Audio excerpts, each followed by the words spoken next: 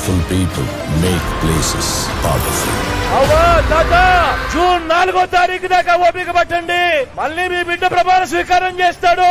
ప్రమాణ స్వీకారం చేసిన మొట్టమొదటి రోజే మళ్ళీ వాలంటీర్లు మళ్ళీ ఇంటికే వచ్చి పెన్షన్లు ఇచ్చే పరిస్థితి మీ బిడ్డ తెస్తాడు అని ప్రతి అవ్వకు ప్రతి తాతకు ఈ సందర్భంగా చెప్తా ఉన్నా.